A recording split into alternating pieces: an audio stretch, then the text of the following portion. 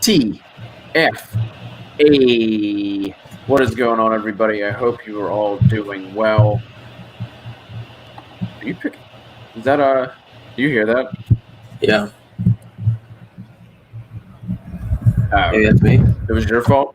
I think it's my fault. Well, we're off to a great start. We got Robby trying to sabotage everything. We got Kev doing who knows what. Looks like the devil's door, the lair is about to open up in Kev's office in that bedroom right now. But we're going to try and control things.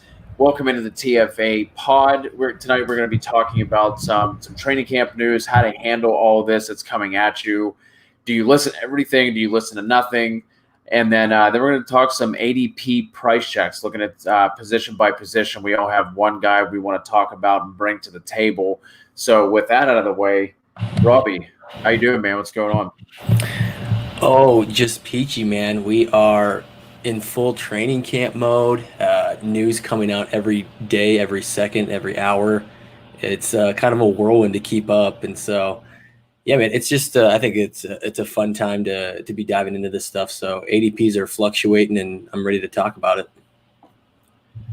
It's been kind of crazy. Like, we've had like all of this news, but outside of like Damian Williams, like there really hasn't been anything that's felt like holy shit.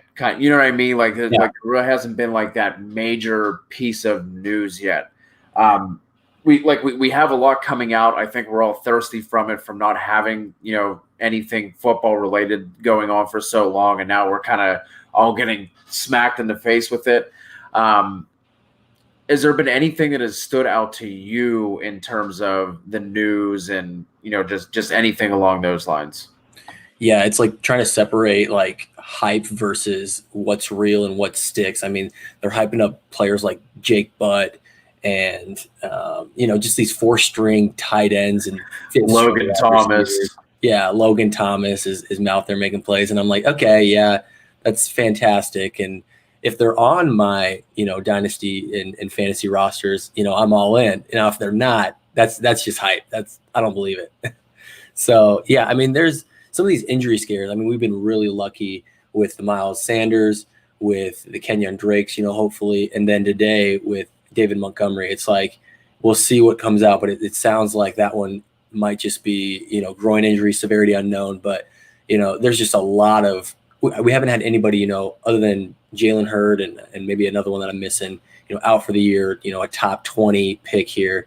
I think we have avoided major catastrophe as of yet, but we'll see as things continue on.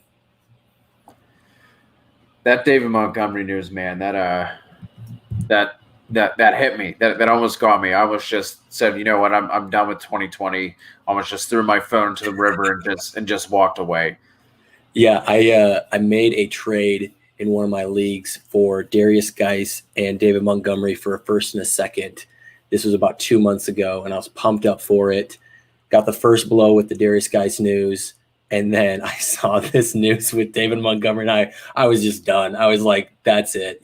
Just threw away a first and a second for literally nothing in 2020 and beyond with Geis. He's probably done forever, but I was just couldn't handle it. Kev just walked in. It's really weird. I noticed our viewers just went down. I wonder if that's a coincidence. Sorry, guys. Sorry. Okay, the show can now start. Okay, sorry. Always on time. So, how are you guys handling, like, whenever you're, Robby, like you were saying, like what sticks and what doesn't, like outside of our confirmation bias, how do you guys handle all of this news that's coming at you? Is it simple as just the consistency of the news on the player that's coming out? Like what are you deciding on, or how do you decide what to buy and what to sell, so to speak, when it comes to this training camp news? Yeah, for me, it's the consistency. That's definitely the first thing I look at. Like Van Jefferson is someone who's kind of hit every single practice. Gabe Davis, you and I have talked about Gabe Davis here. That's a guy that's making flashes here with the guys above him, 2 of them being on contract years and over 30-ish years old. That's a guy I'm keeping an eye on. And then also like how the news comes about. Like, did the guy just make one fantastic catch and then they said he had a great practice, or was it They did red zone drills with him, and he caught 3 of the 7 touchdowns with the ones. I think you have to almost dig into those a little bit further. You have to follow some beat writers, follow the TFA account where we're always busting out that news. And I think that's kind of where you want to figure out what's just a one day, one play hype and what's maybe been consistent over an entire week or multiple weeks. That's exactly how I handle it as well. There's so much that's coming out. Like if the thing is a site like Roto World, go there, search the player, and see what kind of blurbs are popping up. Was it just that, like you said, was it just the one that comes up? It says, the one that made me laugh was MVS in Green Bay. It was like he's had 2 good practices back to back. Yeah. And that was his hype piece, and we haven't really heard anything since. So like going and using sites like that, searching for yourself to see what you can find. Is it popping up consistently? Was it just a one thing? And then also making sure, was it like, against the second team defense? Who is he playing with? Who is he playing against? I think all those things are super important to try and, if you can, to find that context, whether it's from whatever site you're looking at, whether it's our thread that we're putting together. You can obviously always go through and look at those. We have those highlighted every single day for you guys, or the site, or just using Google or whatever it is. Just finding that consistency and who they playing with. Was it just a one-off kind of play, and how often has this been happening? Yeah, completely. I just think it's like you just said, it's we got to just have the consistency there. So, and also I think you made the good point of you always have to make sure who it's against, because we heard things about Amir Abdullah years ago. He had the great run in preseason week 3 that everyone remembers. He was going to be the next big thing. Don't overhype, even if it is some of these things that we're saying. Just know that it's preseason. They're playing against each other. It's training camp. So even if there is, some good hype, it can help boost if you use the information correctly, but it's not the end all be all. Remember, there's just a lot of other information, and we have to wait to games to really know how those players are going to work out snap wise, and then just how they compete against real competition. The last thing I'll say on this is, completely lost my train of thought. That's it. You're done. That is it. That wasn't that important. It was not. Do you want to say anything on this podcast? Well, I wanted the peasants to kind of get out, what they had to say, before Daddy comes in and steals the show. So but it's like anything else. You don't. We should put too much stock in anything that we're hearing right now, right? So I mean. I think you take everything with a grain of salt, and nothing you're hearing should change your rankings. You shouldn't be adjusting your rankings too much off anything you hear. Maybe confirming a few things, but to be honest with you, like we talked about this last night on the show, right? And on the DFS show that we do. And one thing that we're going to have to kind of look at here is I don't think anybody knows what to inspect or what to expect. Right? For far as the season is, because this is unlike anything we've ever seen before, because we have no preseason to go off of, and all we have is a little bit of training camp news. And so we are going to magnify that to the 10th degree every single time because of it, because we have nothing else to go off of. And so I think you can get burnt by that very quickly and very easily. And so for me, I think you need to try and, consume the information, but do not overthink it, and do not feel like that whatever you're hearing now is going to be the gospel, because there is going to be so much stuff that we are going to learn. I feel like I think the defenses are going to be very far behind. I think so. You're going to see a lot more points scored, especially early on, because you need that time to gel and everything else. And these guys have not seen any NFL reps, any live game reps. They're just playing against each other in practice, and that's it. So for me, I just think it's just don't overthink it, don't overdo it, don't move somebody really far up or really far down because of what you're hearing due to this. I remember what I was going to say now. Looking, if you can find anything that's going in the reverse, right? Like, so the thing that made me think of that was the news that came out from yesterday and today with Bryce Love. And, before he was PZ in the house. It's been a while. Nice to see him swinging by the YouTube channel. but Bryce Love was running with the ones whenever Adrian Peterson sat out last week. But then it came out, just like I said, just yesterday and today, that he was also getting time with the 2s and the 3s, which does not sound good for someone who was looking like last week being the person directly under Adrian Peterson. So all of those things, to definitely want to take into consideration. It's just the consistency and trying to. I think it's a good point, Kev, because I was thinking like, for me, one of the big pieces of news has been how Joe Burrow has apparently been looking. He's been looking like the real deal. He's been having a command of that offense, and like I stopped and thought about it, and I was like, against the Cincinnati defense, day in and day out. So, like, especially with rookies like that, they're going up against the same defenses. They're not going to be disguising or changing a bunch of shit because they're trying to get all their stuff together. So, like, that was one thing that I think that was a good point you hit on. Just one, though.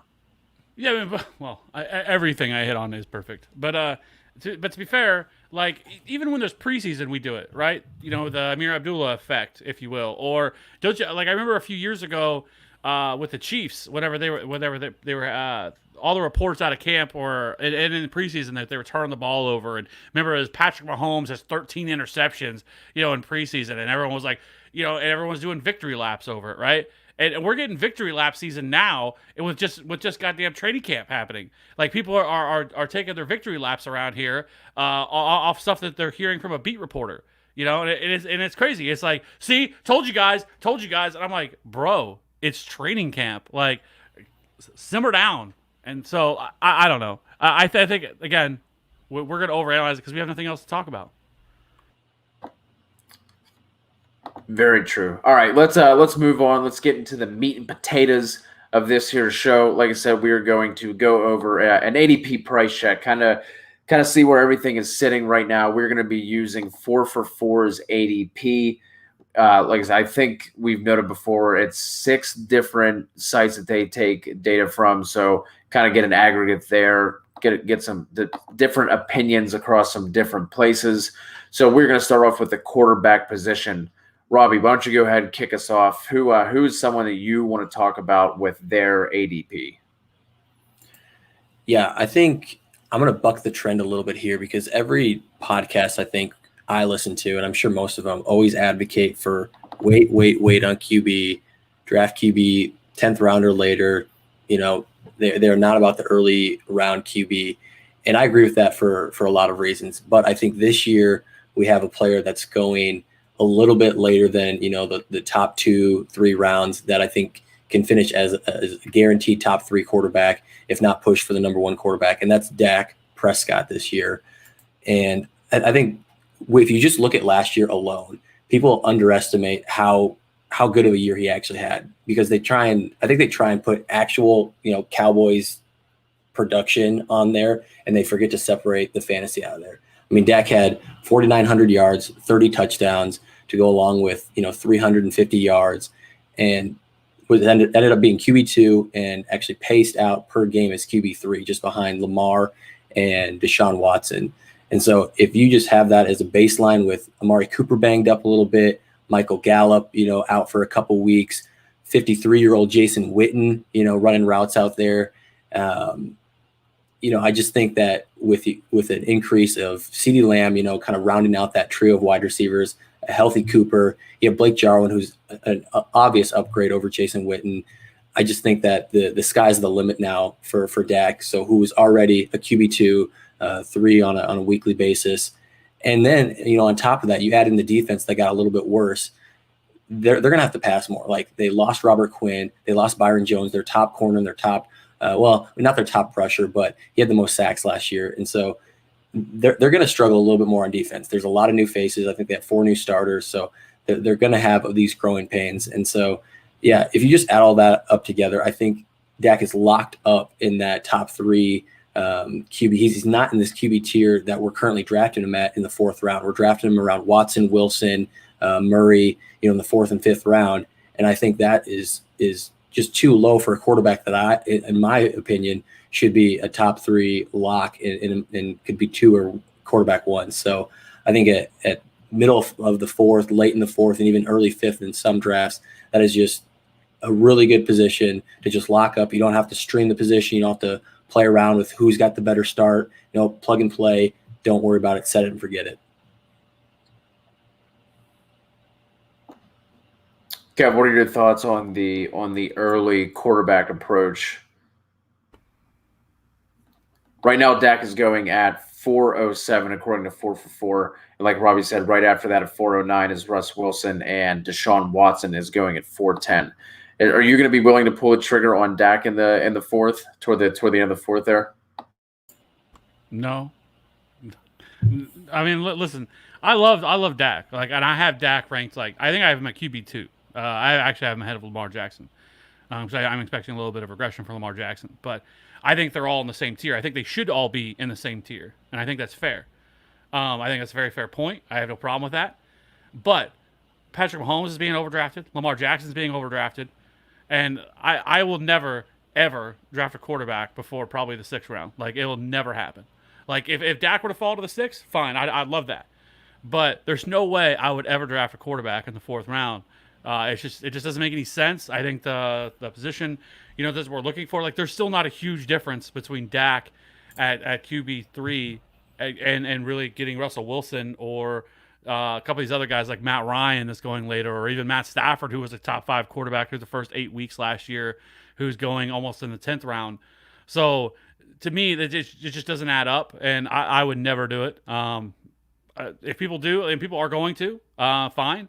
It's not as bad as taking obviously Lamar or Patrick Mahomes in the 2nd or in the early 3rd, but still it's just those positions there are so valuable, because for me, how I want to run a draft and how I want to draft is I really, really want that late for picking in the back half of the 1st round, picking 10th, 11th, 12th. For me, that is the nut spot, because I can draft, I can go and get my 2 running backs that I really want there in those spots, whether it's Joe Mixon, Miles Sanders, Aaron Jones, Josh Jacobs, or Kenyon Drake, getting one of those 2.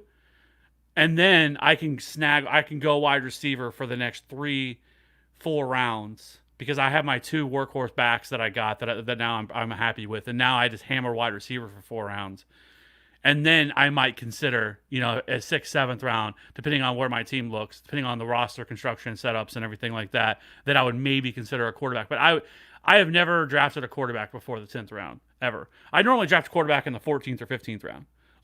The position is just so deep. Even once you get to QB 20, 21, 22, 23, I still feel pretty good about a lot of those guys that are going there. And so the point difference between the QB 20 and the QB 12 is usually not that much in terms of ADP at the end of the day. And so I just can't justify ever taking a quarterback that early. Yeah, just to quickly rebuttal on that. I mean, we're talking about 4 points per game between Kyler and Dak last year, and they're going right next to each other in the 4th round. So if you want to talk about waiting to the 6th or 7th round, which normally I'm all about, the price has to be right, and people who take quarterback in the first 2 or 3 rounds, first 3 rounds, I think that's kind of out there. But when you're talking about the 4th round, a guy that's, unless injury happens, is going to be a guaranteed top 3 guy, and he's going to score. Let's see, we're talking the 7th round, so that's Matt Ryan, maybe Aaron Rodgers or Carson Wentz. Last year he scored 4 points per week more than them, 60-ish over the entire season. And now, in my opinion, I think he's only going to increase on that. So we could be talking 6 points per week. You're talking about drafting Dak Prescott or rolling the dice on David Johnson at running back. I'm just not going to do that in the 4th. I'd rather shore up the QB. Most of the times I'm with you. I will wait, grab somebody late, but I think this is one where a top tier player has fallen so far where it just makes sense to do it. Cody, you got any thoughts? Break the tie. Nope. I mean, not to jump head first into this hedge life here, but I think it really depends on who you're drafting with. I think that's just something that's super important to know is who are you drafting with? Because if you're drafting with a bunch of people who feel the way that Kev does, you can get Dak in the 5th and that price is fine. If it's your typical home league draft, office draft with, a bunch of people who are just literally printing out the ESPN top 300, the day of the draft, a couple hours before they go in, and they don't know what's going on. And they just see, I could either have the 20th running back or I could have the second best quarterback. Like, I think those things are important, and it all just comes down to the price. Like, I think if I would be hard pressed to take that quarterback in the fourth, but I mean, I do fully believe that Dak. I mean, honestly, I think he could be in the running for MVP this year with how everything is setting up. I mean, maybe not MVP because I don't think they're going to be good enough. And like that award seems to go to teams that are making the playoff runs, right? So I don't know. I don't know MVP. Fantasy MVP maybe is yeah, but maybe that's a better way of saying it. But I mean, if you're looking in the right around where they're going, I mean AJ Brown, I don't like that. But Calvin Ridley at 406. Dude, these running backs are so gross. It's going around them, like you were saying, Rob. That's what I'm saying. Like, do you want to have a question mark where you could literally fall flat on your face and not have a usable guy, or just a top option every single week? Don't have to think about it. You can play the waiver wire for your wide receivers. We've already talked about it too long, but I guess that's my one exception. Normally, I'm with Kev. You wait on QB. I think this year just presents an opportunity to just solidify that. Don't worry about these bad running backs in that area. So the thing is, though, is that the optimal approach isn't drafting a running back in the fourth round. And that's why I said, like, it's so important for me to try to get a running back in those first two rounds and then just hammer wide receiver, because we know the value there is that wide receiver in the third, fourth round. I mean, Allen Robinson now is getting closer now to the fourth round in terms of his ADP, according to 4for4's ADP right now. Like, he's like going 308 or something like that. Like, give me Allen Robinson all day over taking Dak Prescott, or even the fourth round, all the wide receivers that are going in the fourth. Like, I'll take those guys all day over Dak Prescott. Because like I said, I mean, again, Matt Stafford actually, he got hurt last year, but a good example, he's going in the 10th round, and Matt Stafford averaged more fantasy points per dropback than what Dak Prescott did last year. And again, you're getting that at almost a 5 or 6 round discount. And so he also has a broken back, so I mean, there's a little risk built into that. It's not. I mean, it's not that major of an injury. But he's fine. He's good to go this year. I'm not at all worried about Matt Stafford. But again, if it does happen, I drafted him in the 10th round. I'm not worried about that. Right, I can go pick up another guy. I can stream it, but that's the whole point of the late round, approach, and that's why most people go that route. I just think it's ridiculous.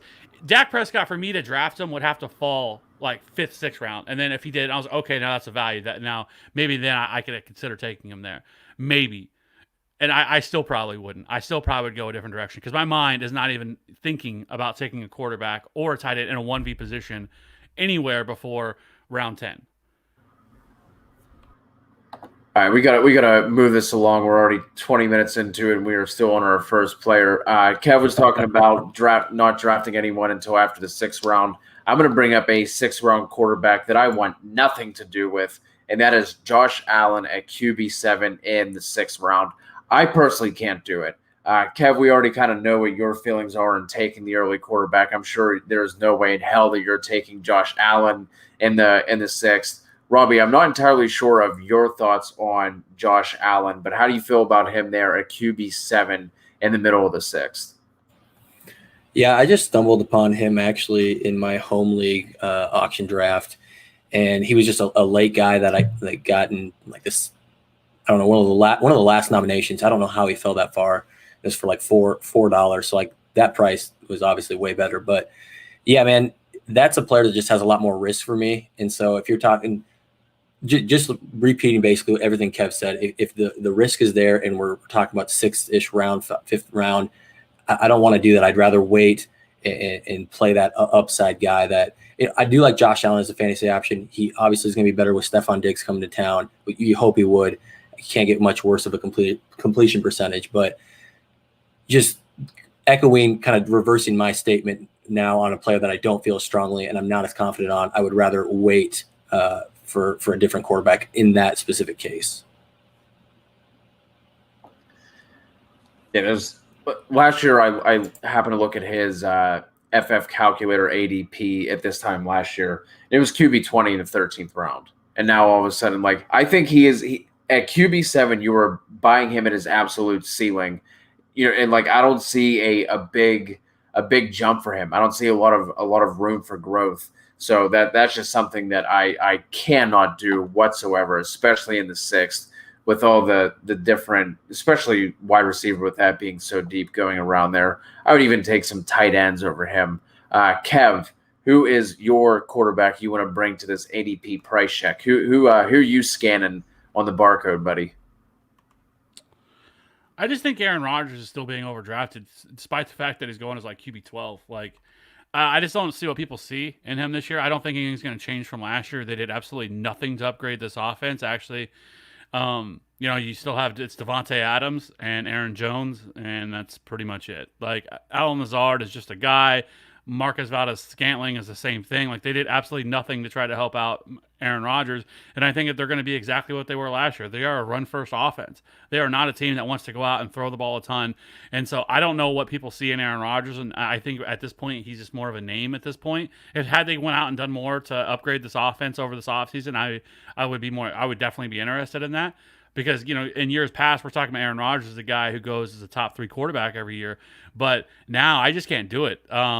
I think he really should be going in the 15th, 16th, 17th round, not 12th. And I don't think that's really a hot take. I know some people will think that way because it's Aaron Rodgers and he still carries the name value.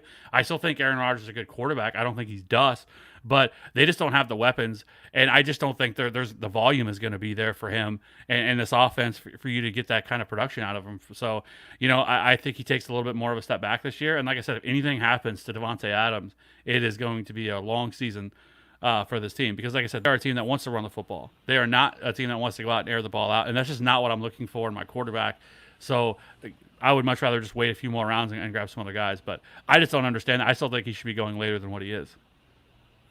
Yeah, the Packers have given us every reason to just sell on that passing game. Obviously, Devontae Adams will get his, but just every draft pick between Jordan Love, AJ Dillon, and the tight end, like they are telling you that they want to run the football, and it's just not the Packers that we're used to. And some people are still slower to get used to that. Maybe just your more casual fans just see that name, like Kev said, and that's why that ADP is still high. But no, listening to the beat writers. David Berger has his Dialed In podcast that has a really good interview with a Packers beat writer. And he said, this offense has ups and downs. They literally just don't have any other proven weapons outside of their running game and then Adams. And so they're it's just you have to change your philosophy with the Packers. It's not Aaron Rodgers airing it out. And so, yeah, he's a low end QB1 and maybe that's it. There's not a ton of upside there. He's not getting his 35 touchdown seasons anymore. The one thing I'll say on him before we move on to running back is I could see a potential increase in his volume, maybe just because last year I think they had the 8th or 9th fewest offensive snaps with a deficit. And I think last year they went 13-3. Yeah. So not sure that repeats, and maybe we just see some more volume. We know LaFleur wants to be at least a balanced, if not a run heavy offense. So maybe we get some added, like I said, some added passing volume with them not being able to lead in games like they were last year. But let's move on, Kev. I'm going to put you right back up. Let's move on to running back. Who are you bringing to the table now?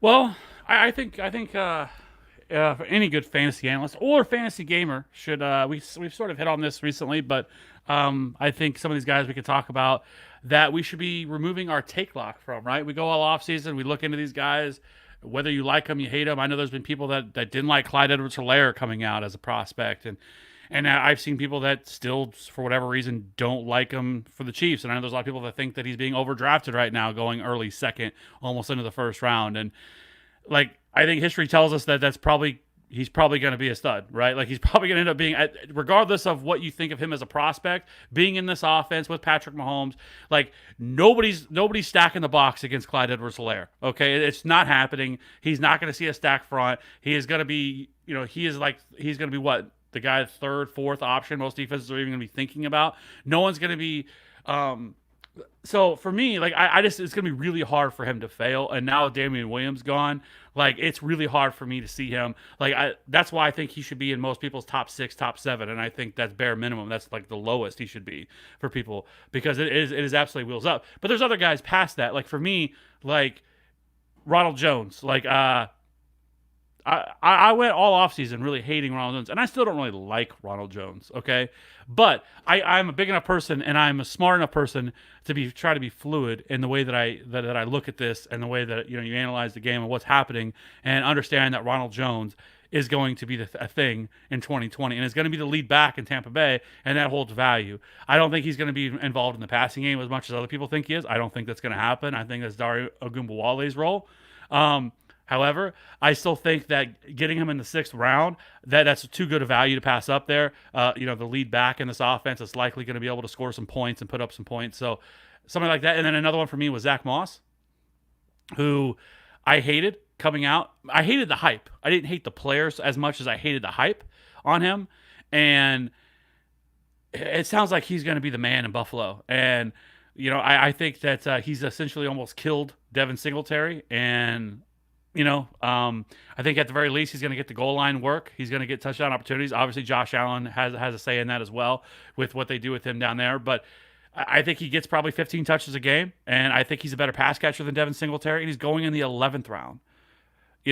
And so I think just for me trying to be fluid with some of these guys like that, Leonard Fournette I think is another guy that a lot of people are stuck on, and I've just seen a lot of that where people don't want to let go of their initial take on something, and they will hammer that whatever happens. It could be anything that happens. Like it's like Miles Sanders is another really good one for a lot of people and a lot of analysts who don't like Miles Sanders or had a take and they don't want to move on from it. Like here we are, we're like 2 weeks from the season starting, and there's still people like, you watch, they're gonna sign somebody and he's gonna be dead. That's what I'm waiting on. I'm like, so just be honest then, and just say it. You don't like Miles Sanders. You're exposing yourself. You're playing yourself, bro. Just say it and quit trying to hide behind other things. And so I don't know. That's just for me. I think that's what more people should do. Everybody needs to be fluid and be willing to change their opinion. Kev, I need to send you my Venmo then for our Rojo versus that Keyshawn one's Vaughn dead. 20. I'm pretty much screwed on that one. I'll toss you my Venmo later. Robby, you're running back. Who is it?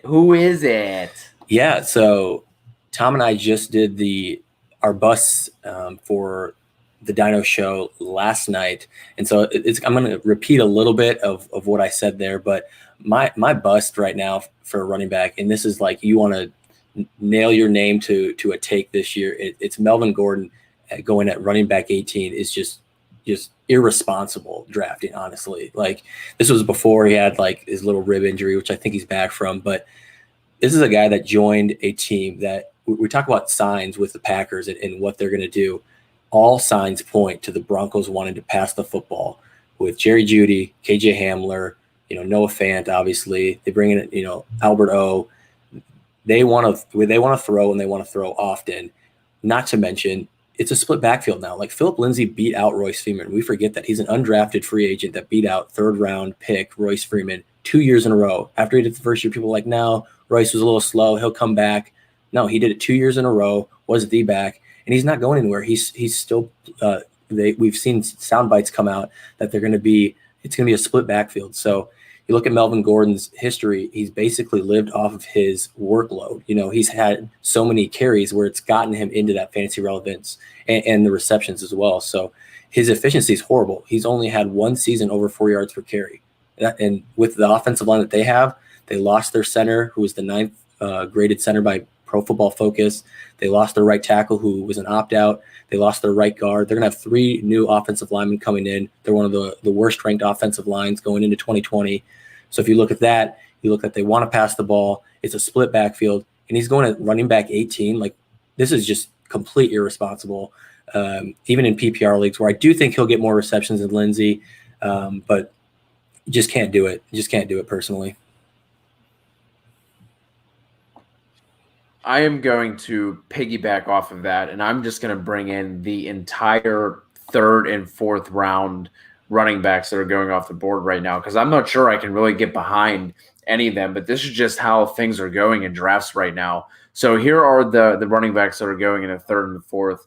Maybe you guys can tell me anyone that you're targeting in this area, because it like honestly it just feels like an entire section of running backs I'm avoiding through these 2 rounds. And that is Gurley, Fournette, Carson, Connor, Melvin Gordon, Bell, and DJ going at 4-12. Is there anybody in that group that you're actually excited to draft? Because to me, like, there are so many other like especially receivers, but I would even, if one of the tight ends falls to that spot, I'd rather take a tight end in the third over any of those running backs. Are there any that you guys are targeting? Because to me, like I said, I think I'm just out on running back in that entire area. James Conner. James Conner is being criminally undervalued. I would definitely have no problem taking him. We've done a video on that. Actually, me and Robby had a debate over James Conner and Le'Veon Bell, and I think James Conner. Now, of course, it's if he stays healthy, which this is a contract year. I mean, everything that's come out from Mike Tomlin this offseason has said that he is going to be the lead back of this offense. We know he's going to get pass catching work as well. He's a guy that's probably going to get somewhere in the 18 to 20 range, and you're getting him RB20, RB21, and so. Just this past year, the year before, he was going as a top 10 running back, some cases in the first round, early second, and now you're getting him, at a 2-round discount. So yeah, I have no problem taking him. But again, it's what I keep saying. Like I want the wide receivers in the 3rd, 4th, 5th round, like in those ranges, And when I want to start thinking about running back again, would be in the 6th, whenever Cam Akers and DeAndre Swift are on the board. Yeah, just to follow up on that, and to answer my guy KC, he's jumping in here asking about the Colts backfield. I think I am waiting on some of those guys. I did like Lev Bell, and I've been pounding the table for him. Gase just came out, or a beat writer actually wrote that they're actually splitting the workload a lot more than that absolutely necessary with Gore and Bell, which worries me a little bit. I thought Gore was just going to be an afterthought, but Adam Gase keeps on being Adam Gase, so I'll probably lower in my projections Lev Bell a little bit. Just to kind of adjust with that news, be fluid, as Kevin says. But yeah, to jump in kind of even a little bit further, Kevin was just talking about those 6th-round guys. Jonathan Taylor, I think, is kind of that home run cut that Marlon Mack is going to start off being that running back. But we know that the talent is there with Jonathan Taylor, and eventually that backfield will be his behind the best offensive line in football with Phillip Rivers at the helm. They're not throwing, 600 times. They're going to be one of the lower pass-heavy teams, and I think more run-heavy teams in the league. And so, yeah, if you're talking about a guy that just you want to jump over that upside of most of those backs that I think we just listed, I think you're talking about Jonathan Taylor. I agree. I think that's how it's going to play out in Indy, is that he is going to end up being, by season's end, he is definitely going to be the lead back. And I think Nyheim Hines has a steady role as the pass catcher there, as the satellite back. So that's kind of how I view them. But I've also gone back and forth because I also feel like that J.K. Dobbins, who's going pretty much 2 or 3 rounds later than Jonathan Taylor, might actually be the best value that's going right now in drafts. Because I definitely think that he is just as talented of a runner as a DeAndre Swift. I think he's more talented than Cam Akers, and I think it's only a matter of time before he takes over that backfield. And I think it could happen this year, a lot sooner than people think. And I know Mark Ingram is still there, but I think that Mark Ingram is again on his way out of this team, and I think that they drafted J.K. Dobbins for a reason. And I think by week 8, J.K. Dobbins is the starter, and if that happens, that is an absolute top 5 back to finish the year. So I think he actually is probably, for me, one of the best late round or mid round values that you could get at running back because of where he's going, because he's not being valued up with some of these other guys, and I think he probably should be.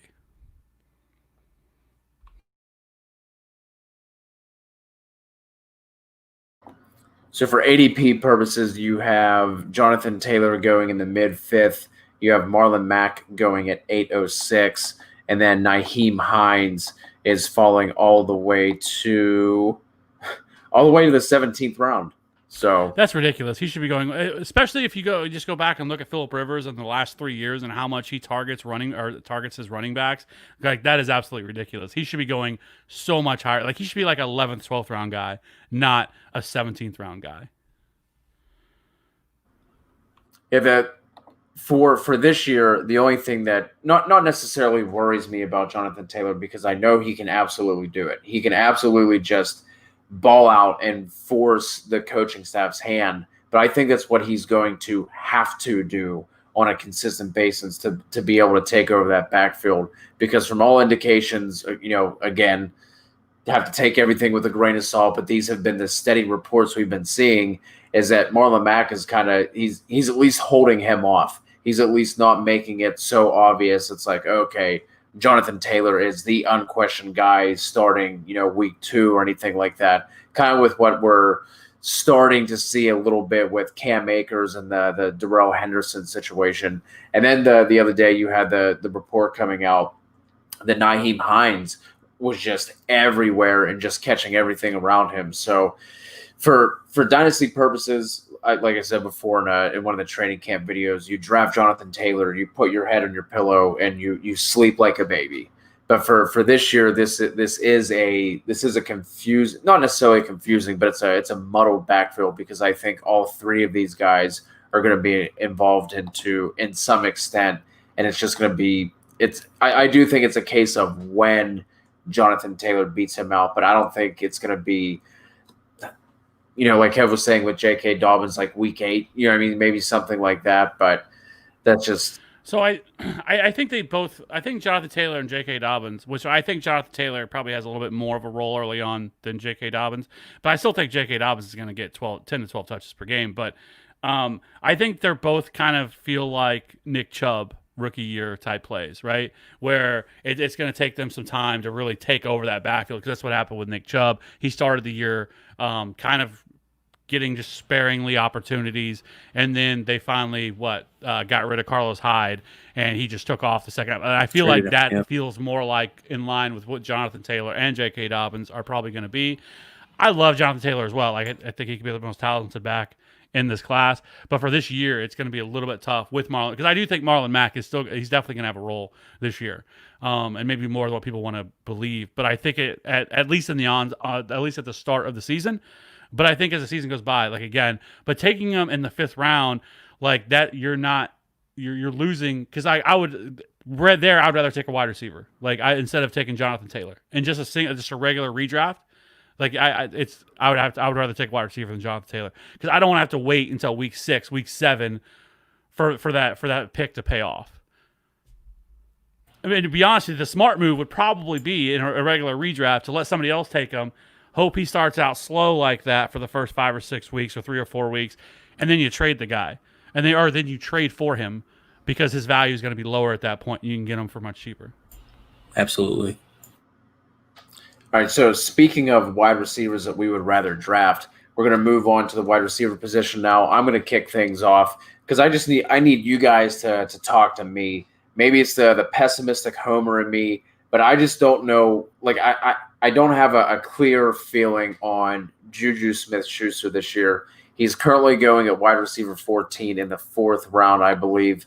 I just really don't. He's going at the end of the 3rd. He's going at 312.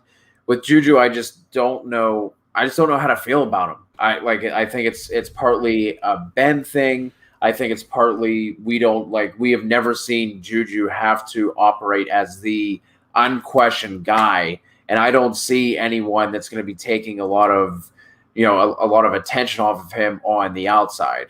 Like, yes, Juju Smith-Schuster blew it up 2 years ago, but he had Antonio fucking Brown playing on the outside of him and taking double teams consistently. So, I do think he's talented. He's obviously young. He has a rapport with Ben, but I don't know. Wide receiver 14. I guess I'm okay with it, but I don't have strong feelings on him. Can one of you guys? Let me ask you this. Well, you already know how I feel. I think Juju Smith-Schuster is in for a big time bounce back this year, and I wish he was going a little bit later, because I was where I was hoping, but he's not. He's still going relatively high. But what did you think about him entering last year? Same questions. I didn't know if he'd be able to operate as the true alpha and have all of the defense's attention on him. And then we didn't like that was an answer for us whatsoever with the way they're. Well, yeah, because Big Ben got hurt, and that's the ultimate question. Is as long as Big Ben stays healthy, I think it's wheels up for Juju. Because I love Deontay Johnson. We already know this, and I think that he is going to take another big step forward this year. And let's be honest, it's a contract year for old Juju, right? But and contract year is undefeated, so he's gonna play in the slot. He actually played more in the slot last year than he did the year before. He operated, I think it was 66% of the snaps from the slot last year. His biggest problem, and the entire offense's biggest fucking problem, was they had Duck Hodges and Mason Rudolph back there. All reports are that Big Ben looks healthy, and they haven't really talked a whole lot about, I haven't heard a whole lot about like his arm strength doesn't look like it's there, or, it sounds like he still has it. So if he does, and if they can keep him healthy, like I think this offense could end up being the big, one of the big bounce back offenses, heading into this year, where this team looks much more like the previous years of the Steelers than what we saw last year, because last year was a dumpster fire. So they have all the pieces, right? I mean, like I said, Juju, Deontay Johnson. If James Washington could take another step forward as the field stretcher, they brought in Chase Claypool. James Conner is still there. Anthony McFarland, who love that dude still. So for me, I think that's kind of what you look at and with this offense. So if you feel confident in Big Ben staying healthy, you should have no problem taking Juju, because I think that he, again, has top 5 upside this year, especially operating from the slot. He's going to be peppered with targets. They're going to throw the ball more this year, if Big Ben stays healthy. So that's really my only concern. But other than that, I love Juju heading into this year. Yeah, for me, it's not a anti-Juju thing. It's just there are other wide receivers that I'd rather have in that range. I mean, Cooper Kupp is the guy, and he's going behind him. Calvin Ridley, I'd rather have Tyler Lockett, Robert Woods, for sure, Robert Woods. There's just too many wide receivers that are going in that exact same range where I won't have Juju on any of my teams.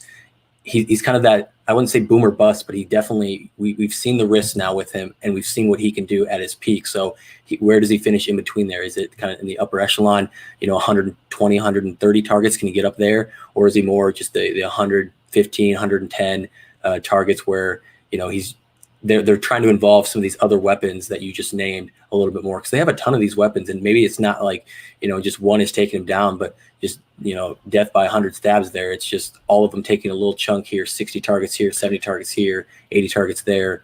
And I think Juju can hit 140, 150 in terms of targets. Yeah, I just think they brought in too many other weapons for them to have him as like that guy, like DeAndre Hopkins, 150. Like that's just too much. Where I can't project that high. I think he's more in the 120, 125, and then it's what can he do with that? We've seen the talent, and this is not, like I said at the beginning, it's not anti Juju. There's just other guys I'd rather have going in the same spot.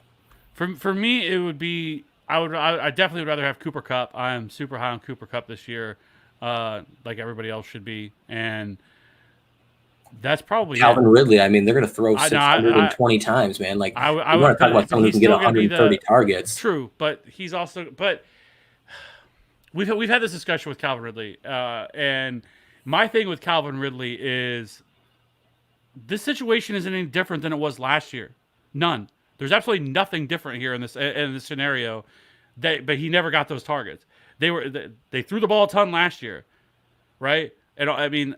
Yes, he still finished well, and but my biggest issue is that we're all projecting like there's going to be this huge spike in opportunity, but nothing's really changed in this offense. Like Julio's still there, it's still Calvin Ridley, Hayden Hurst likely takes the majority of what Austin Hooper does. That would be where you would have to if you think Hayden Hurst, for example, is not going to get all those targets that Austin Hooper has, and they're going to flow to Calvin Ridley.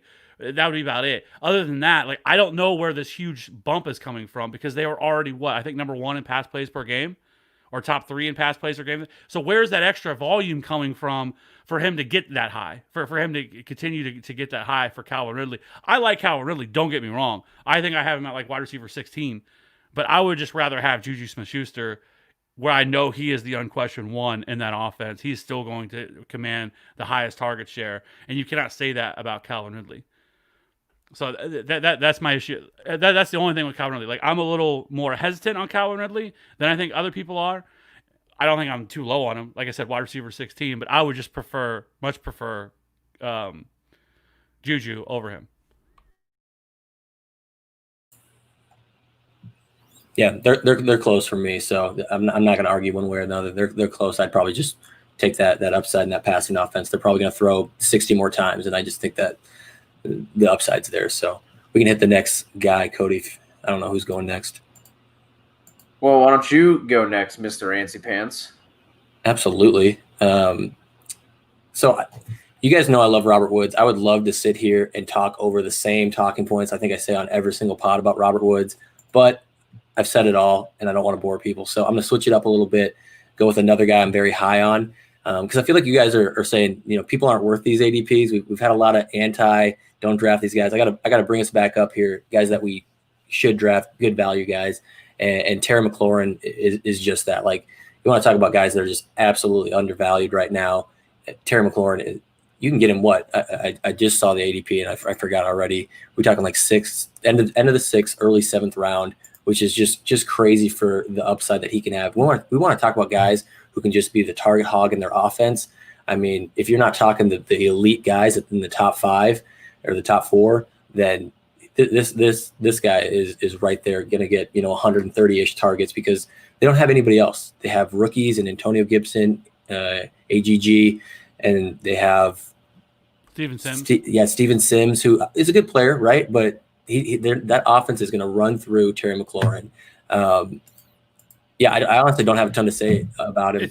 It's crazy with him. Well, it's crazy with the wide receivers in general, right? Because a lot of these guys that we're all super high on, everyone loves Terry McLaurin. I don't know anybody that doesn't. But, like, it's crazy to think, like, man, he should be going, 6th, 7th round? Like, that's ridiculous. He should be a guy going in, like, the 4th round, right? But because of running backs has been pushed so far up this year, it has pushed all the wide receivers so far back that you can take some of these wide receivers. And so it's crazy. Like, I feel like after this year that we are going to look back and people are going to be laughing about how many busts that there are in the early rounds because of all these running backs that are going so ridiculously high that we typically don't see in years past. So, and that's probably going to be the theme. But like I said, I got nothing bad to say about Terry. I love Terry McLaurin. I still think that he was the best wide receiver of last year's class, and I think he's going to be the best wide receiver of last year. I think that dude's an absolute baller. So I guess we can just keep it moving to the next one. Kev, yeah, okay. Go. Hey, you don't tell me what to fucking do. Anyways, speaking of wide receiver, let's talk about the early round wide receivers, right? Because of all the guys that have been pushed down, like I feel like that's where all the spotlight's on. But in terms of Julio, Tyreek, DeAndre Hopkins, like these guys don't really know. You don't hear anybody talking about them because like I don't think everybody wants to take those running backs early. And so, like, nobody's really talking about those wide receivers that are going there early. Obviously, Michael Thomas and Devontae Adams are kind of the 2 unquestioned guys at the top. But, the Tyreeks, the Julios, and DeAndre Hopkins, and maybe even if you want to include, like, a Chris Godwin in that conversation. But for me, like, I feel like those guys aren't being valued. So where are you guys coming in on those 3? Where would you rank them? Where would you want them in terms of drafts? For like the top 3 guys that you just listed? No. Yes. Tyreek, Julio, and DeAndre Hopkins. Well, yeah, I guess that's not my top 3, so I just wanted to confirm. Well, I'm saying the next tier of where guys are going in ADP. It's Tyreek and it's Julio and it's DeAndre Hopkins. For sure. I think Julio is just being slept on then at that point. I mean, the value is a lot smaller when you're talking about end of first to start a second because you're not going to get one if you have an end of the round pick versus and if you're picking early in the draft you're probably only going to get one. But yeah, I think Julio needs to be up there, just kind of repeating what I said about the Falcons. They're going to throw the most again probably next year, them and the Rams, in the low 600s, and he's the number 1 guy, and he's kind of finally figured out that touchdown issue of only getting 3 and 4 and 5 early in his career, and now he's up there at 7 and 8. So if you're talking about someone to lead the league in targets this year, and if it's not Michael Thomas, it's going to be Julio. So, yeah, I have Julio projected as the number 1 wide receiver with Michael Thomas coming in right behind him at wide receiver 2. So that's my order is Julio, Michael Thomas than Adams, with Tyreek at 4. That's ridiculous. Cody, you go. I can't even. What, his top 3 ranking? Tyreek being at 4. That's blasphemous. Chiefs fan doesn't like that. I get it, because I think he's more volatile than those other guys. I was busting his balls, Cody. Okay. Well, you know what? You come in here, you call us peasants. You say, "Daddy's here." You know what? It's time to get your fucking balls busted, Buster, and that's how we're gonna do that. Buster. All right. Well, where are you on those 3 guys? I forget who the 3 you said. Dion. Don't forget who will chastise you if you forget the 3 Julio, guys. Tyreek. Are you listening to the show? Or you could look at the No, I'm not. I'm not listening to the show because I'm. All right. Let's. All right. Tyreek, Julio, and DeAndre Hopkins. Julio, Tyreek, D-Hop. Excellent analysis. Well, we're already an hour into it. We still have the time right. to go through. We have a question here from Josh Twenter, who jumped into the YouTube chat. He has a 2 QB league. 2 of his 3 have the same bye week. Off of waivers, who should he snag now? Rivers, Tyrod, Fitz, Darnold, Foles, or Haskins? Yeah, I think you look at the week 5 matchups there would be my first thing. I don't have them off the top of my head. I'm going to try and pull them up here, but I can't believe that all those quarterbacks are available in a 2 quarterback league. That seems like a lot. Pretty decent options for a 2 QB league. Yeah. Hashtag analysis here. Just look at the matchups. I'd say anyone facing the Jets, anyone facing the Dolphins. Dolphins have a little bit better of a defense, but look for those defenses who have been doing poorly, or I guess you're trying to pick them up right now. Look for defenses that are projected to do poorly, and I would just find the best matchup there, honestly, because a lot of those guys, they're all in the same range, so you could pick the wrong one, honestly. But I think what you're doing there is almost going DFS style, which you're just strictly looking at the matchup. If the matchup changes and you see one of those other guys, this defense really starts sucking through the first 4 weeks, switch them out. It would be my best advice on that.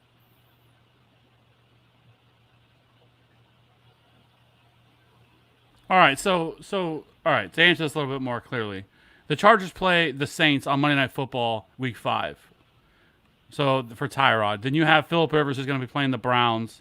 Who are the other options? Darnold is playing the Cardinals. Fitz and Haskins. Fitz is playing the Niners. What is? And then the Bears are playing the Bucks on Thursday Night Football. And Washington has the Rams. Yeah. Not great. I mean, it's tough to try to project Week 5 now, but for me, like if I had to pick today, and I would probably want to grab one of them because those guys are probably going to be picked up quickly. It probably would be. Rivers facing the Chiefs. I mean, they're gonna. Or am I looking at the wrong one? Who are the Colts facing? Browns. I think I'll go Rivers there. I think that's the best matchup. Yeah, I mean that defense is really good, or should be really good for the Browns. Well, they just lost 2 of the defensive pieces. We're talking about.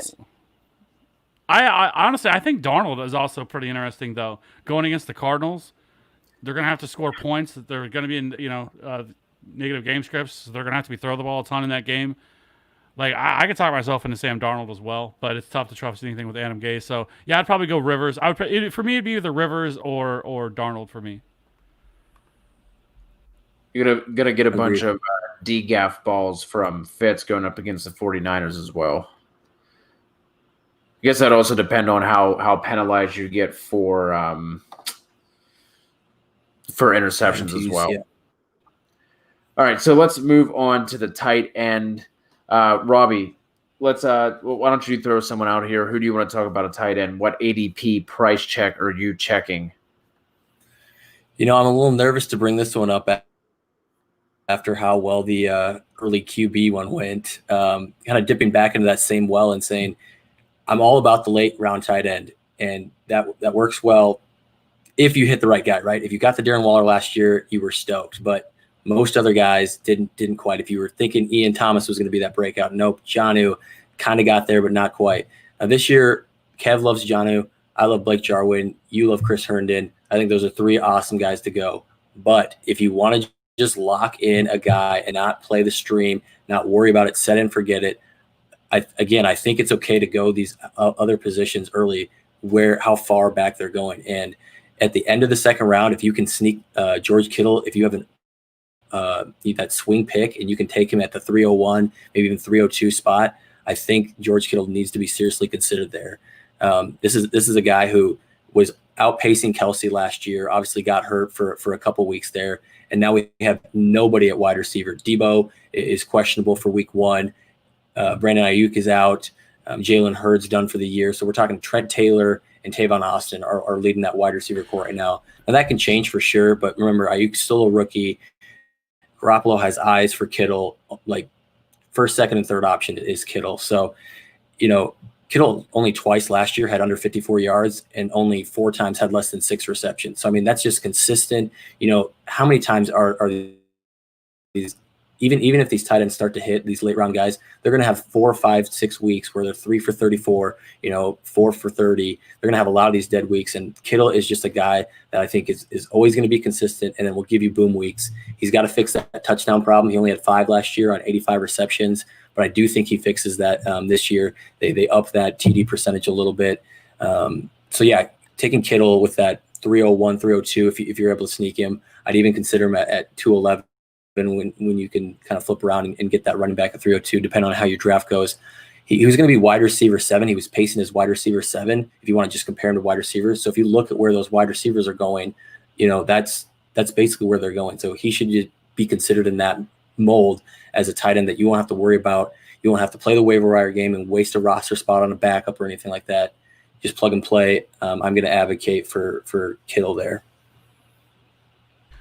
The only tough part, I guess, what I would say is for devil's advocate part of that is that because of how much running backs are being taken off the board, by taking a running back bypassing a running back, you are now into that. You're going to be into that Todd Gurley range of all those running backs that we discussed earlier about maybe that you would be afraid of taking as your second running back. And so that would be my only concern with taking, George Kittle. George Kittle's a baller. I personally, if I was going to do it, I'd rather have Mark Andrews is going almost a round later, who I think definitely has the same ceiling as George Kittle does.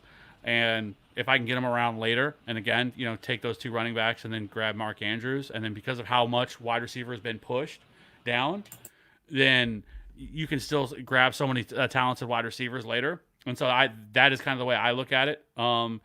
So I don't hate it. I get where you're coming from, and those 1v1 positions those 1z positions where you, especially with positional scarcity, because in most years, I know this year we love all these tight ends, and I hope it works out because it's been a while since we've had to really be able to, because most of the years it's like a guy gets 500 yards and 4 touchdowns and he's a tight end right. 1. Which is fucking awful, right? Like, this is terrible. And hopefully we're seeing a renaissance at the tight end position, right? Because I think all of us, like you all mentioned the 3 guys, Noah Fant, Mike Gaseki, like so many of these guys that we really like here as late round tight end options. But I get what you're saying. Like, you can take it to the bank that George Kittle, Travis Kelce, and really I think Mark Andrews are all kind of locked in for that every week you can almost expect them to get that 10 to 15 fantasy points per week. The crazy thing with Kittle, too, is 2 years ago he had 1,300 yards. Last year he had over 1,000 yards and still only 5 touchdowns in both those years. So if he gets that touchdown luck and that positive touchdown regression, because he should be having more than 5 touchdowns with the yards and the receptions that he's getting, he could just absolutely smash. Yeah, absolutely. And I think you also made a point that I'm not even sure if you meant to make it, but his yards per catch went down last year. Yeah, he went from 15.4 in 2018 to 12.4 in 2019. I honestly think that's going to tick back up. Play a little bit injured, kind of coming back from that. But yeah, I think he increases the yardage from last year. And I definitely think even if he doesn't get up to like the 9-10 range, I think he's getting more than 5, 7, 8 would be great. And then you're just talking about a guy that's going to pace himself. The only guy that's going to be near him is Kelce, in my opinion. They're tiers above Andrews and Ertz. And then at that point, you're getting him a whole round later than Kelsey, sometimes a round and a half later than Kelsey. I think that value is really good at where it is. And again, this is going off of a lot of people think like Kev, and I definitely have drafts where I go with that. Wait on tight end, you just load up on the other two. And if you're in that draft where everyone's doing that, I think that's what pushes these guys past the ADP we're even talking about. So you're talking about later than what we're saying at the end of the second or early third. He can be a mid third. Going back to Dak, he can be a fifth round or even early sixth round. So I think that's when you really capitalize on those, when everybody's kind of fading those positions.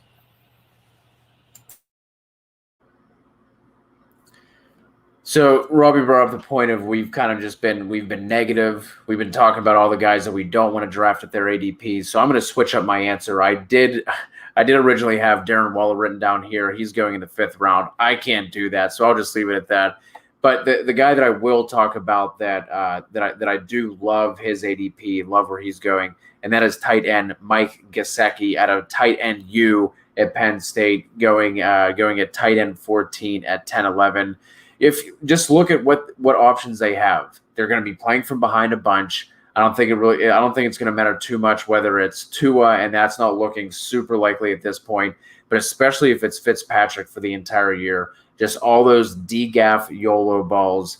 It's Preston Williams, it's Devontae Parker, and then who do they have after that? That volume is going to have to go somewhere. We saw what this coaching staff did last year with Gaseki, with moving him and putting him more in a slot and detaching him out wide versus what Adam Gase was doing, which Adam Gase gets a super athletic tight end who could not block in college, and he decides, you know what, buddy, it's time for you to learn in your rookie year how to block. We're just going to line you up, attach you to a tackle, and you are going to block. And that did not go well. So Mike Gaseki going there toward the end of the 10th. Love that ADP. Robby, obviously, at the beginning of this, rattled off all the later round tight ends that each of us love. But here's another late tight end option for you, Mike Gaseki. Kev, I think I know how you feel about Gaseki. Robby, what say you? Yeah, I think Gaseki has just the ability to get like 85-ish targets, and I think for tight end, that's going to have him as a low end wide receiver one. I think his catch percentage was kind of poor last year. I can't remember exactly, but I think if he just improves on that a little bit, I think you're talking about a mid 50s catch season for him. I have him projected at 88 targets, 56 receptions, 631 yards, and 5 touchdowns. So that brings him in, right at tight end 13 for me. So he's kind of right on that cusp, and all these guys, from tight end 10 to like 18 are all like 5 points apart. So like tight end 13 is literally the same as tight end 8. It's a couple yards here or there. So yeah, I think he absolutely has that potential. Just because the Dolphins defense did get better, but Fitzpatrick airs it out, and I do not think they're going to go to Tua, at least from the training camp stuff we've been following. It's clear that they've been struggling when he and Rosen, maybe not just struggling, but he's not in the same tier right now as Ryan Fitzpatrick. So it'll take a couple of Fitzy going full Fitzy on you with those 3 interception games for that to change. And I think, honestly, just Mike Gaseki's going to, benefit from Fitzmagic being the quarterback there. Kev, who you got? Well, I could go so many different directions here. We've talked about so many tight ends, but I'm gonna bring one to the table that the ADP I like is the undrafted ADP guys, the one that's not on anybody's radar, the one that's not being drafted anywhere, the one that is the tight end 1 on a pretty solid offense. That's Dan. Oh, no. That's Dan motherfucking Arnold. Okay, Dan motherfucking Arnold. So listen to this. Okay, he is now the unquestioned tight end 1 in that offense. Is right? he? They said he's taking all the running reps with the ones as a tight end 1. Yes. Well, apparently you haven't been following the news that we put out every day. But Max Williams is not even with the team right now. He is taking care of some things. Okay. Okay. And I don't know, but regardless, I don't care if Max Williams is there, because Max Williams is a blocking tight end. He can do whatever he wants. Like, he is not a receiving threat. He's not. So Dan Arnold is the receiving is the receiving tight end in that offense. I'm all about that life. I'm all about because they are going to spread that offense around, to spread the ball around. And so I think Dan Arnold is somebody that people should be paying attention to. Okay, I think he's going to come out week 1, haul in 60 yards and 2 tutties, and people are going to be running to the waiver wire to pick up Dan Arnold. I like Dan Arnold. I think Dan Arnold is being slept on. I think he should be higher in people's rankings. I'm about that life. So at the very least, people need to at least be paying attention and monitoring Dan Arnold because it is Dan Arnold season. We need to get another bet. You're saying by the way, and Dan Arnold is 3,500 on DraftKings for week 1. So if people, there it is. Throw a little DFS there. Yeah, Kev, we're going to need to get another bet then since our other one's already fallen through the cracks for you. I think we need to talk about Arnold's targets because I do not see it being over 40 targets for him is kind of the max I see. Do you see him getting a lot more involved in that offense past that, or what's his road to success? I'm not saying I think he's going to get like 100 targets this year at all. Like I think probably 60 targets maybe. I think is fair. 3 for 75 and a tutty every single week for Dan Arnold.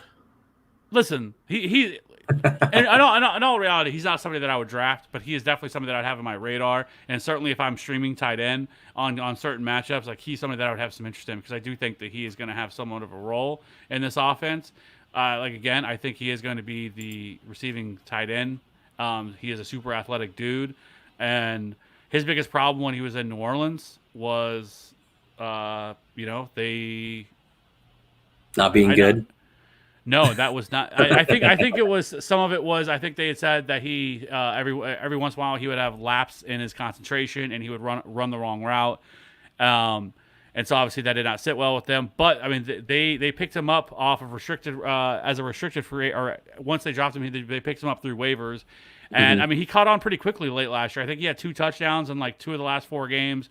So, I like Dan Arnold as kind of just a late round guy. If you're in a super deep league, a 16-team league, those where the player pool gets drained very quickly and there's not a lot of guys left, like Dan Arnold is somebody that I would want to have on my roster and something like that. And it's traditional 12-team league. I'm not drafting Dan Arnold, but I'm definitely keeping an eye on him.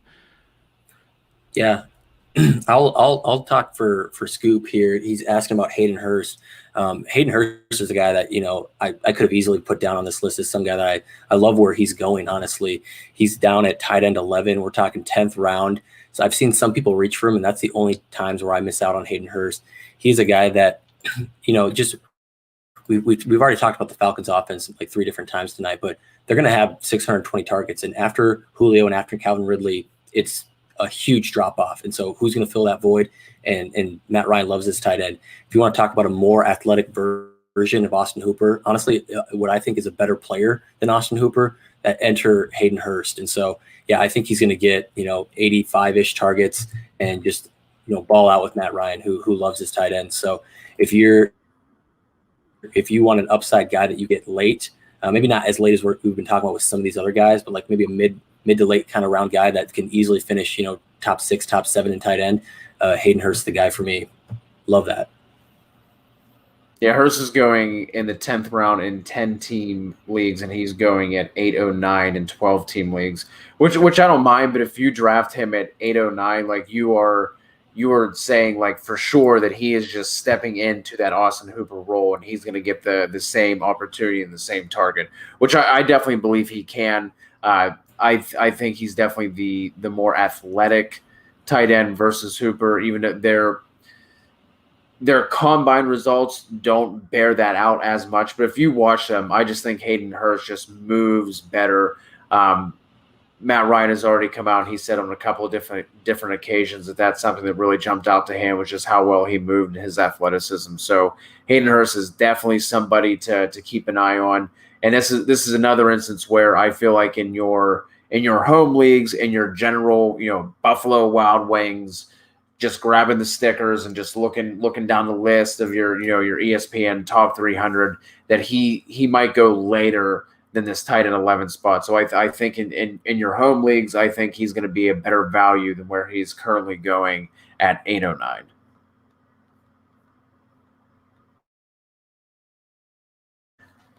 Boys, We did it. We talked about fucking training camp and Dak Prescott for 25 minutes, and then we somehow banged the rest of that out, and we finished under 2.5 hours. That's how our pace was looking early on. You guys have anything else you want to say? Any other tidbits you want to get off here? I'll just go quickly. I think the biggest thing, and Kev hit it with one of his points, is to make sure you're being fluid with some of your thoughts. Like don't get stuck in what you thought about a player for multiple years. And a great example for me is Keenan Allen. I've been a huge Keenan Allen guy. I've loved him for years and years, but I have to kind of pull the reins back a little bit because that information has changed and that offense has changed. So just kind of think about either guys you've really disliked or guys you've really liked, and just kind of maybe listen to a pod that has the opposite view, taking that information and adjust where you need to adjust. But also, if you feel like you're really strong on that opinion, and you have reasons to back it up, I think that's the big thing. It's fine to kind of stay put, but I think making sure you take in the other side of that land or the other side of the argument is a good thing to do, especially around draft season. I don't know what you're talking about. Sammy Watkins is still going to be a top 24 wide receiver this year. If Devontae Adams can do it, anyone can. Kev, any last parting thoughts, words of wisdom? Since you are the father, any fatherly advice that you wanna give out? Since you came in strutting your stuff, said daddy's home. Any fatherly advice? Any words of wisdom? Real quick, Emmy Award winner Carl Jr. in the building. Sammy Wills up. If an Emmy Award winner, three-time Emmy Award winner is saying Sammy Wills up, you can't. He has trophies. Carl Jr., David Berger of Dialed In podcast fame. Sammy Wills up. That's the second reference for said podcast. If you ever interrupt me again like that, you will be grounded. Okay. You never interrupt me. I will mute you. This is my second beer. What are you going to do, Dad? I think you've had too much. I'm not going to bed till 1 a.m. All I'm going to say is this. Is do not draft a quarterback early. Ever. Do not draft a quarterback early in the top 5 rounds of a draft. Ever. Don't do it. And do not draft. I'll say it again. I've said it on the other shows, and I'll say it again. We're going to keep hammering this point home until people understand it. You do not draft Larry Fitzgerald and all those bums in the later rounds. You draft upside. If I see anybody drafting any of those dudes, just don't talk to me, okay? Because those guys are a wasted pick. They're going to get you like 2 or 3. They'll have like 4 or 5 weeks where they'll get you some production and everything else. They'll make you feel all warm inside. But there's no upside. The upside's gone. When you're in the 10th, 11th, 12th, 13th, 14th, 15th, we're looking for championships, boys. It's championship hunting season, right? We don't win championships by your draft, of course, but you certainly can lose it. And so that's all I'm going to say. Let's win championships. That's what we're here for, right, boys and girls, is to win championships, win that money, whether it's in DFS, whoever plays Dynasty, and season-long leagues, okay? So let's do it. Let's win some championships. Follow along. Hit that subscribe button if you're on YouTube or wherever you're at, wherever you listen to this at, and let's win some championships. Let's go.